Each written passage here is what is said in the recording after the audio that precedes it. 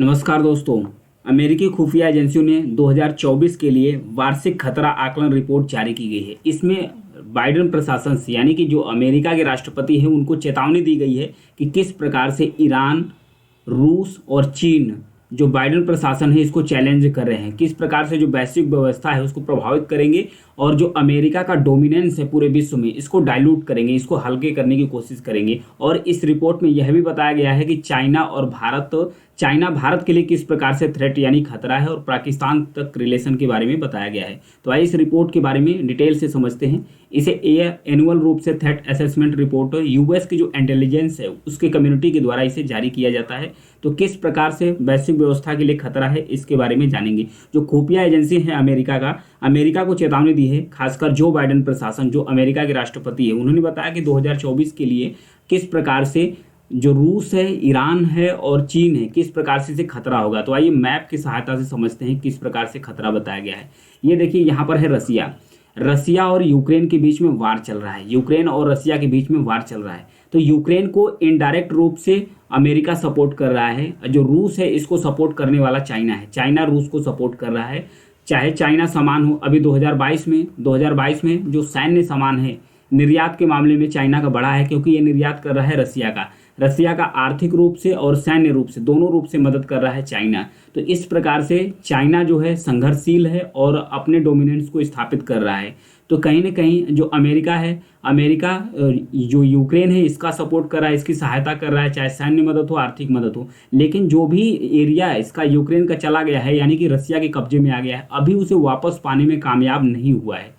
जो यूक्रेन है कामयाब नहीं हुआ है। तो इस प्रकार से चैलेंज हो रहा है अमेरिका के डोमिनेंस को, क्योंकि अमेरिका इसका सपोर्ट कर रहा है। तो इस प्रकार से जो रसिया से उसके क्षेत्र को वापस नहीं करा पा रहा है। तो इस प्रकार से ये खतरा बनता चला जा रहा है। वहीं ईरान की तरफ आते हैं तो ईरान से किस प्रकार से खतरा है। जो मिडिल ईस्ट में भी अस्थिरता चल रही है। अस्थिरता क्या चल रही है, मिडिल ईस्ट में हमास और इजराइल के बीच में जंग चल रही है।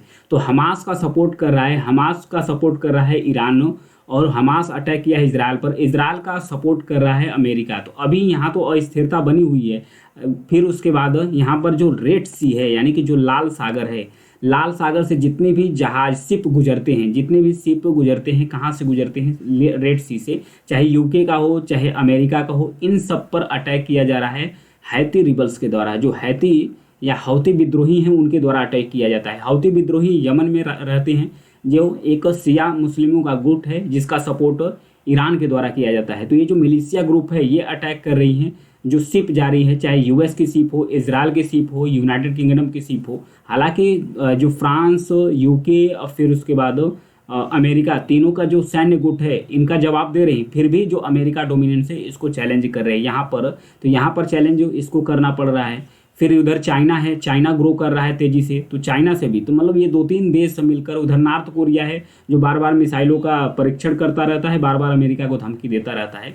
तो इन सब सारी चीज़ों को लेकर कहीं न कहीं जहाँ पर बढ़त बन रही है, जहाँ पर शांति कराने में यूएस कामयाब नहीं हो पा रहा है, जहाँ वो जिसकी मदद कर रहा है उसकी विजय नहीं हो रही, तो इस तरीके से अमेरिका का जो डोमिनेंस है पूरे विश्व से ये धीरे धीरे डाइल्यूट्स यानी कि हल्का होता चला जा रहा है। वहीं इंडिया और चाइना के बीच में क्या थ्रेट है, इस रिपोर्ट में यह भी बताया गया है कि जो चीन है और इंडिया, इसके बीच में जो तनाव है ये लगातार बना रहेगा।